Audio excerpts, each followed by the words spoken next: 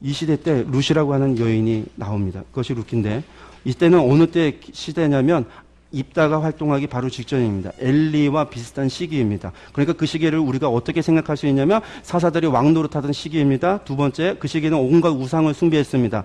암몬의 신, 모압의 신, 블레셋의 신, 시돈의 신, 아람의 신들의, 그리고 아스다롯이라고 하는 우상들을 섬기던, 온갖 우상을 섬기던 시기였습니다. 그런 시기에 하나님의 백성이 하나님의 백성 하기 싫다고 하나님을 떠나는 사건이 발생합니다.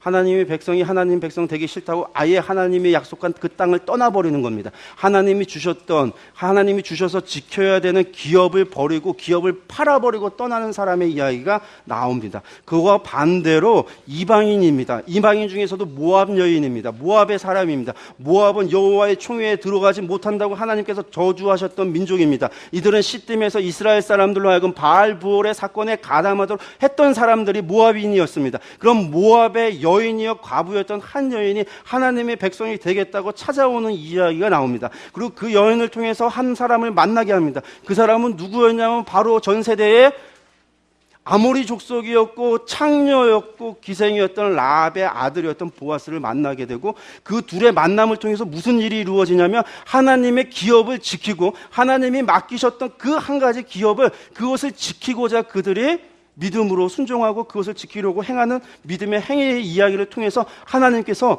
이 이방 여인이 돌아오는 것과 하나님이 맡기셨던 것을 지키고 그것을 이루는 그 사람들의 신앙과 믿음을 통해서 하나님께서 그들을 축복하셔서 다윗이라고 하는 한 왕을 준비하게 하시고 예수 그리스도의 족보에 올라가게 하는 이야기가 등장하는 게 룻기입니다. 루트 넘어가겠습니다. 여기 쭉 보시고요. 룻이라고 하는 거 룻기를 보시면 나오미 4장이라고 하는 짧은 장입니다. 그런데 1장에는 나오미와 룻의 이야기가 나오고 룻과 보아스의 이야기가 2장부터 4장까지 이야기입니다. 그러니까 전체적으로 이야기들을 이렇게 보시면서 아까 얘기했던 것처럼 나오미 가정의 모압 이주가 문제가 되는 이유가 무엇인가? 베들레헴에서 이들이 모압으로 이주를 했는데 이들이 갖고 있었던 문제가 뭐냐면 아까 얘기했지만 모압은 어떤 나라입니까? 모압은 어떤 나라예요? 바알부올 사건을 일으켜서 이스라엘 사람을 간음하게 했던 그런 일들, 그것 때문에 많은 사람이 죽었던 하나님의 심판을 받게 했던 그런 일을 했었던 민족이 모압이었습니다. 이 시기는 어떤 시기였냐면 이스라엘 사람들이 범죄했기 때문에 하나님이 심판을 하는 시기였습니다. 아까 말씀드렸습니다. 입다 이전에 이스라엘 사람은 온갖 우상들을 숭배했다고 그랬습니다. 하나님의 말씀이 희귀한 시기이기도 했습니다. 하나님께서는 레위기를 통해서 하나님께서 너희가 범죄하면 7배 이후에 안식을 얻겠다라는 말씀을 하실 때 그 7배가 돌아갈 때 첫 번째가 뭐냐면 범죄에서 하나님이 심판할 때 그 심판의 첫 번째는 기근을 주겠다, 가뭄을 주겠다, 역병을 돌게 하겠다, 이방 나라로 하여금 침략하게 하겠다. 이것들이 돌아가는데 첫 번째가 가뭄이었습니다. 이른 비와 늦은 비를 주지 않아서 이스라엘 사람들하고 기근을 겪게 하고 가뭄을 겪게 하는 거였는데 이 알리멜렉이라고 했던 이 사람은 베들레헴에 살던 이 사람이 기근이 오니까 하나님의 말씀은 희귀한 시대, 하나님은 안 없고 하나님이 이스라엘을 떠난 것 같고 가뭄이 오니까 이 사람이 자기 재산 다 팔고 기업도 팔고 떠나는 겁니다. 어디로? 모압으로 떠나는 겁니다. 하나님께서 무엇인가를 징계를 내릴 때는 하나님 왜 그러는가를 우리가 돌아봐야 됩니다.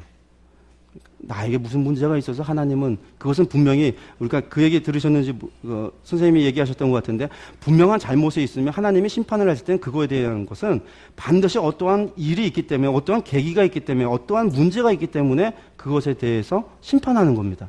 하나님 괜히 심판하는 게 없습니다. 축구 경기로 비유를 한다면 반칙을 했기 때문에 호루라기를 부는 겁니다. 분명한 반칙을 했기 때문에 호루라기 부는 겁니다. 예, 헐리우드 액션 때문에 속아갖고 부르는 거 아니에요. 하나님이 속을 리도 없고 전능하신 하나님이 그걸 모르시지 않는 하나님, 전지하신 하나님이 분명히 모든 걸 알고 정확한 잘못에 대해서 호루라기 부는 것이 심판입니다. 그렇기 때문에 하나님의 뭔가의 심판이 있을 때 인간이 우리가 해야 되는 것은 하나님, 우리는 무엇을 회개해야 되는지를 우리가 돌아봐야 하나님의 말씀에 우리를 돌아봐야 되는데 엘리멜렉은 다 떠난 겁니다.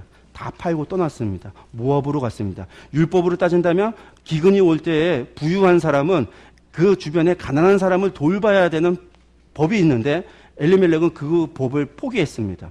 그리고 땅은 여호와의 것이기 때문에 그것을 갖다가 그렇게 버리고 아예 이방 나라로 간다는 건 돌아오지 않겠다라는 거거든요.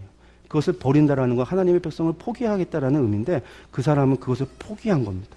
그러면서 저주받은 여호와의 총회에 들어올 수 없다고 저주받은 모압 백성으로 가는 겁니다. 거기다 엘리멜렉의 이름의 뜻이 뭡니까? 하나님은 왕이시다라는 뜻이. 사사기에 하나님은 왕입니다. 엘리멜렉 하나님이 왕입니다. 하나님 왕인데 하나님 싫다고 떠났다라는 겁니다.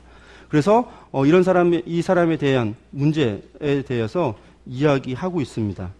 근데 그 사람이 모압에 가서 자기 두 아들을 길론과 말론을 장가를 보내는데 모압 여인과 결혼을 하게 합니다. 이거는 여호수아가 이 얘기했던 말씀에 어기는 이방 여인과 통혼하는 겁니다.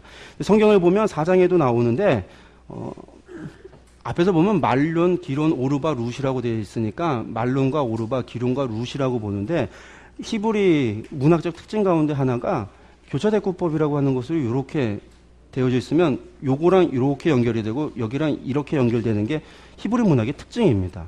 그러니까 룻은 말론의 아내입니다. 그 4장에도 나옵니다. 4장에 보면 말론의 아내 룻이라고 기록되어져 있습니다. 그래서 이게 룻이 말론의 첫째 아들이 말론의 아내니까 둘째 며느리인가요?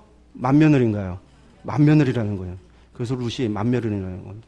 두 여인과 결혼하는데 10년 뒤에는 엘리멜렉도 죽고 10년 뒤에는 두 아들 죽고 남는 거는 결국 누구만 남냐면 나오미하고 이 자부들하고만 남으니까 나오미가 남자들은 다 죽고 가뭄은 재산 갖고 왔는데 다 망한 거예요. 재산도 다 잃고 쪽박차게 됐는데 들리는 소문에 여호와께서 다시금 이스라엘 가운데 뭐했다? 찾아오셨다. 하나님께서 이스라엘에게 베들레헴에게 국류를 베풀어서 다시 왔다는 이야기를 듣고 나오미가 돌아가려고 하면서 오르바는 둘째 며느리는 돌려보내고 첫째 며느리도 돌려보내려고 했더니 룻이 죽어도 가겠다고 하면서 따라옵니다. 따라올 때 나오미가 무슨 이야기를 하냐면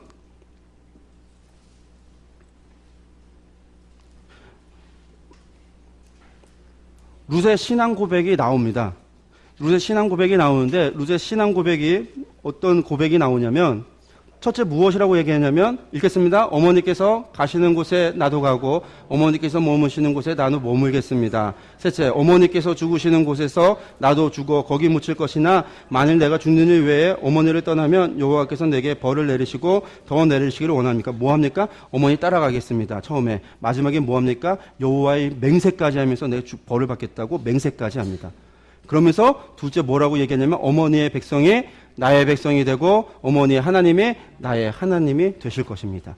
이게 룻의 신앙의 고백이었어요. 이 여인이 하나님을 섬기겠다고 고백을 하고 따라오게 되는 거죠.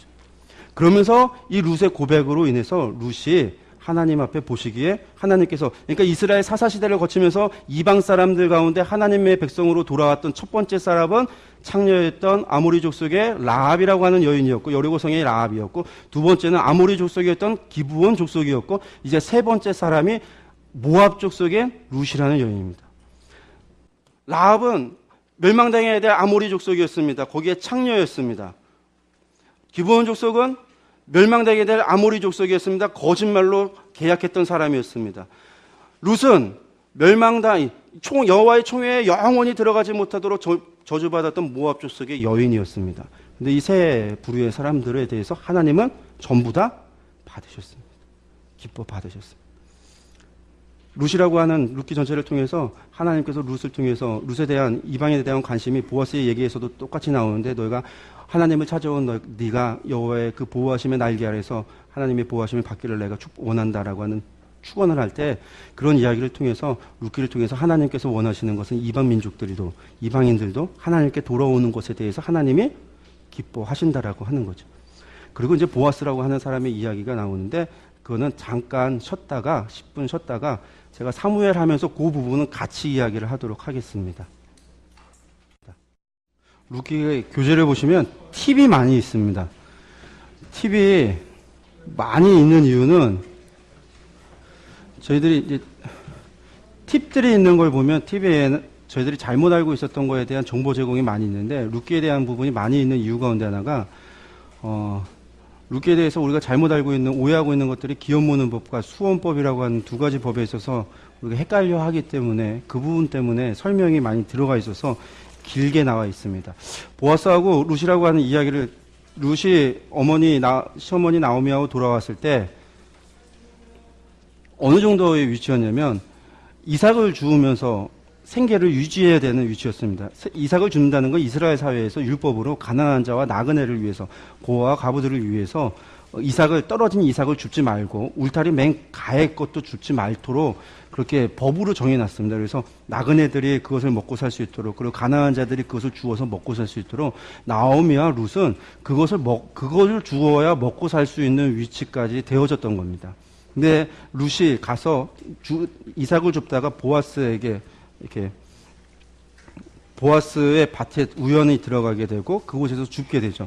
근데 사실은 법으로는 유대 관습에서는 어떻게 되어져 있냐면, 유대 관습에서는 추수가 끝이 나고 그 모든 단이 그 밭에서 떠나서 타작마당으로 옮기고 난 이후에 사람들은 그곳에 들어가서 이삭을 주울 수 있습니다. 근데 룻은 추수하고 있는데 들어가서 줍게 해달라고 한 겁니다. 그러니까 이제 그것을 보아스의 종들이 허락을 해서 줍고 있는 걸 보아스가 보게 되는 거죠. 그러니까 그것을 줍기를 원하는 가난한 사람들은 밭에 안 들어가고 다 바깥에서 그 추수가 끝이 나고 다시 단이 옮겨지기를 기다리고 있는 상황에 룻이라고 하는 여인만 혼자서 줍고 있으니까 아마 눈에 띄었을 것이고, 이야기를 들어보니까 이제 보아스는 이 여인이 바로 나오미의 자부이고 모압에서 왔던 모압 여인이구나라는 사실을 알게 되죠. 그러면서 도리어 이제 그 나오미를 위해서 이 여인에게 다양한 혜택을 주게 됩니다. 룻은 그것을 갖다가 이제 경험하게 되고 주운 이삭을 가지고 나오미에게 갔을 때 나오미는 보아스라는 이름만 듣고도 그가 기업 물을 자다라고 이야기를 합니다.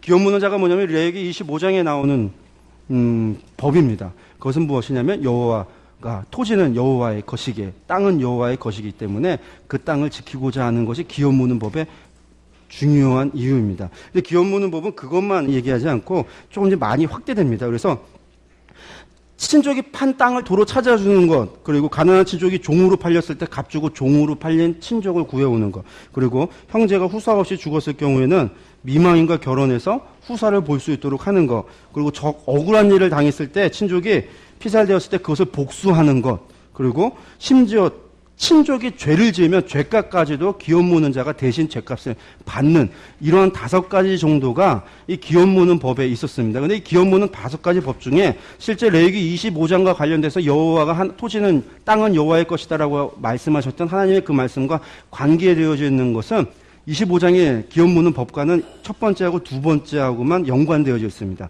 그러니까 땅을 사고 종됐던 친족을 이제 다시금 자유인으로 풀어주는 것. 그거 외에 이 수원법에서 자녀 없이 죽었을 때 형제가 그 후손을 있게 하는 것은 수원법이라고 하는 것과 관련이 있는, 신명기 25장과 관련이 있는 것이고, 나머지 2가지는 관습으로 내려왔던 겁니다. 그래서 친족을 대신해서 복수하는 것. 그것 때문에 생겨난 게 당시에는 당연히 복수하는 것이었기 때문에, 그것 때문에 하나님이 도피성을 만들어서 억울하게 부지 중에 일부러 고의성이 있는 게 아니라 부지 중에 살인했을 경우에 그 사람이 살 수 있는 방안으로 도피성을 만들어주게 되는데, 당시에 그러한 일들 때문에 복수하는 것은 친족의 의무였습니다.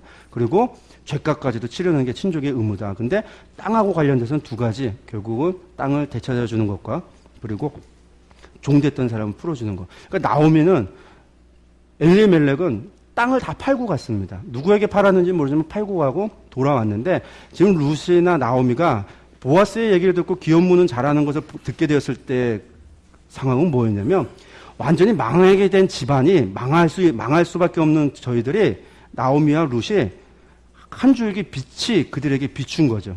왜? 기업 무는 자가 있어서 그 사람을 통해서 우리가 이 상황을 타개할 수 있는 그런 기회를 얻게 된 겁니다. 그래서 이제 나오미가 룻에게 보아스의 집에 가서 그 밭에 가서 계속해서 이삭을 줍도록 해라. 얼굴을 계속 비춰라. 룻이 가서 열심히 하는데 보아스가 그 이후로 아무것도 안 합니다. 그러니까 기업을 물지 않겠다 그런 것도 안 합니다. 추수가 시작이 되면 3월과 4월 사이에 추수가 시작이 돼서 타작이 되는 게 5월에서 6월 사이에 그러니까 맥추절 전에 5, 6월에 타작이 시작을 하게 되는데, 그러니까 한 3, 4월에서 5, 6월이니까 한 2달 사이 과정 가운데 룻이 계속해서 이삭을 짓는데 보아스는 아무것도 안 하는 거예요. 그래서 이제 타작 시작이 되니까 나오미가 우리가 잘 알다시피 룻에게 한 가지 이제 꾀를 하죠. 그래서 기업 무는 자 보아스에게 타작 마당에서 타작을 시작할 때 보아스가 그 뜰에서 마당 뜰에서 잘 테니 너는 기다렸다가 보아스가 자면 그 이불 밑에 발 밑에 가서 이불을 덮고 누워라. 그리고 그가 이제 계속 얘기하면 기업 무는 거에 대해서 얘기하라. 그 얘기를 합니다. 여러분들 룻이 그것에 대해서 순종하고 갑니다. 어떻게 보면 마치 어머니가 가는 곳에 내가 가겠습니다. 여호와의 이름에 내가 정말로 선신하고 맹세하면서 어머니를 따라가겠습니다 했는데 보아스에 가서 간다라는 것은 사실은 룻의 입장에서는 자신이 남편인 말론을 버리고 딴 남자 들어가는 거거든요. 결혼도 하지 않은 상황에서. 그런데 이제 룻이 순종하고 갑니다. 보아스가 자다가 잠결에 발에 뭐가 걸리적거리니까 깨서 봤더니 여자가 있는. 깜짝 놀란 거죠. 그래서 봤더니 룻이 하는 얘기가 기업 물어달라. 나오미의 메시지는 뭐였냐면 기업도 물어주고 나오미를 아내로 취해서 후사도 봐라라고 하는 요구였습니다.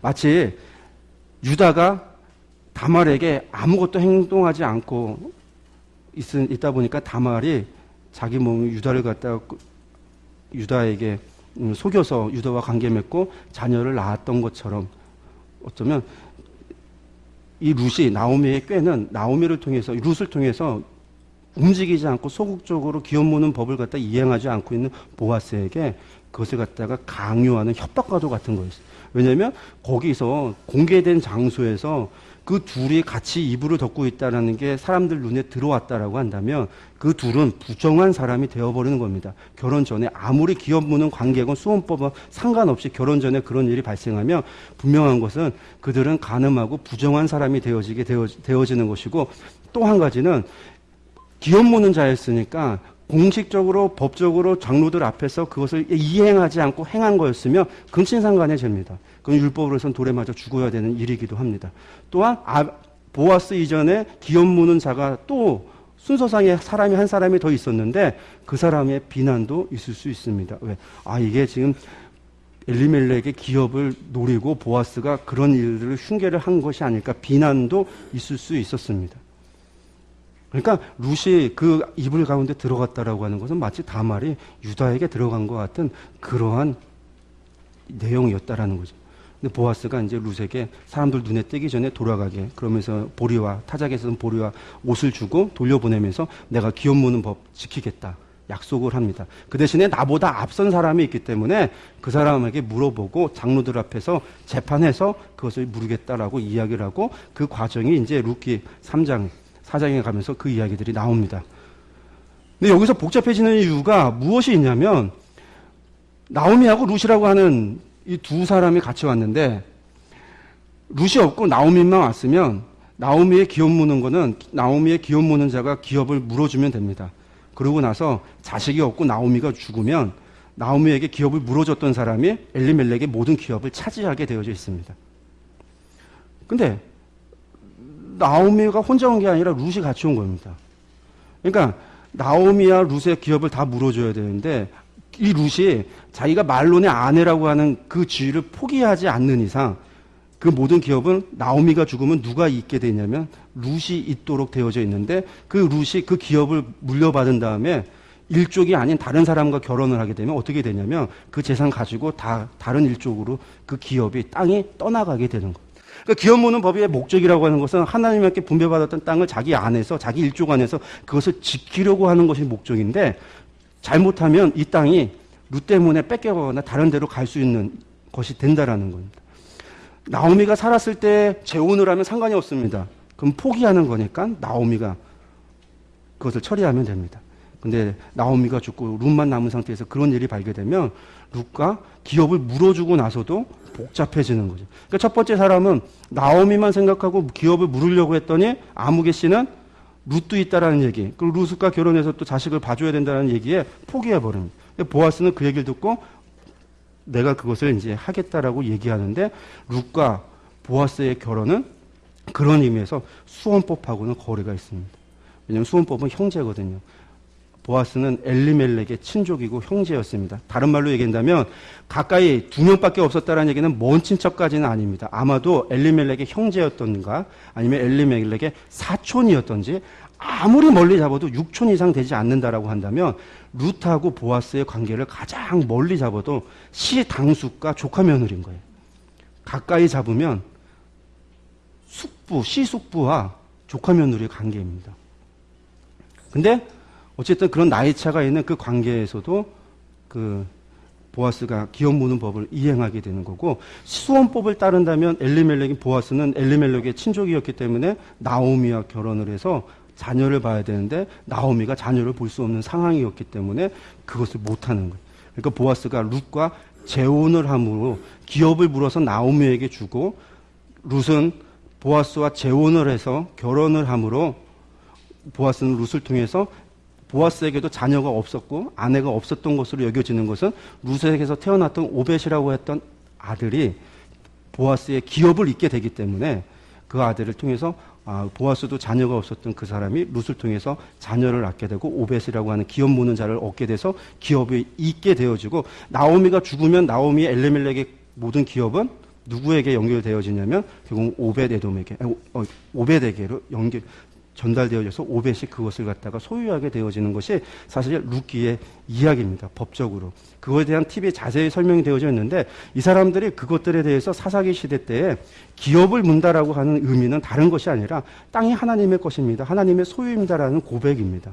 나중에 아모스서를 가게 되고 이스라엘 역사가 왕정 시대로 넘어가서 보게 되면 땅은 하나님의 것이 아닙니다. 더 이상 왕의 것이고, 나봇의 포도원을 아합이 강탈하게 되고, 왕들은 자신의 공신들을 위해서 땅을 뺏어서 공신들에게 녹봉으로 지급하게 되어지고, 나중에 그래서 귀족들이 생겨나고 왕들의 그런 공신들이 생겨나면서 사람들이 자신들의 땅을 기업으로 받은 땅이 더 이상 자신들의 것이 아니라 다른 사람의 것이 되어지고, 자신을 다스리는 사람들의 것이 되어져서 종살이하고 소장이 되어지는 관계로 나라가 변질되어지기 시작하는데, 그것들이 왕정으로 들어가면서 있어지는 겁니다. 그러니까 하나님의 나라라고 하는 그 특성을 다 잃어버리기 시작을 하는 겁니다. 그것 가운데 가장 큰 특징 가운데 하나가 기업무는 하나님의 소유라는. 그러니까 보아스나 룻이나 그들은 하나님 앞에서, 보아스가 하나님 앞에서 기업 무는 법을 자기가 지켜도 되고 안 지켜도 되는 그것을 그가 지킴으로 인해서 하나님 앞에 부여받았던 것에 대한 기업에 대해서 소중히 여기고 그것을 지키려고 했던 그의 믿음, 또한 그가 어머니가 창녀였어요. 라합입니다. 이따는 창녀 어머니가 기생이었다는 이유만으로 박해받아서 쫓겨났습니다. 보아스의 입장도 다르지 않을 거라고 봅니다. 당시 시대에 라합이 아무리 여리고성 정복에 도움을 줬다고 해도 사람들 시선에는 창녀의 아들이고, 그렇다라고 한다면 그런 것들이 보아스가 그런 것들을 경험했을 때 그것이 당시 베들레헴 그 사회 안에서 보아스가 가졌던 눈들이고 보았던 시선들이었을지 모르는데, 그가 그럼에도 불구하고 하나님의 기업을 소중하게 여기고 하나님의 말씀을 지키려고 그가 믿음으로 나아갈 때 사람들한테는 비난받을 수도 있죠. 조카 며느리를 데리고 산다라고 하는 것이, 그리고 또 이방인인데 그럼에도 불구하고 그것을 다 감내하고 나가는 보아스, 그리고 룻의 신앙이 결국은 하나님 앞에서 나의 기업을 소중하게 여기고 나의 말씀을 지키려고 애쓰고, 그리고 나의 백성이 되려고 돌아오는 이 이방인의 여인을, 그것을 통해서 하나님께서 기뻐하셨다라는 거예요. 얼마나 기뻐하셨냐면 그들을 결국은 이 다윗의 족보를 그 뒤에 실으면서 그것을 보여줌으로 말미암아 하나님께서 이들을 다윗의 조상으로 예수 그리스도의 족보 가운데 일어나는 영예로운 지위로 그런 사람들을 유치하게 하고 하나님께서 세우셨다라는 것들을 룻을 통해서 보여줍니다. 룻은 사사기 때 이야기입니다. 사사기 때는 무슨 이야기입니까? 왕이 없으므로. 왕이 없다라는 겁니다. 아닙니다. 하나님이 왕입니다. 하나님만 왕입니다. 하나님 외에 다른 왕은 없습니다. 하나님 외에 다른 다스리는 사람은 없습니다. 우리가 그것을 좀 기억하시고 우리가 사무엘서로 가겠습니다.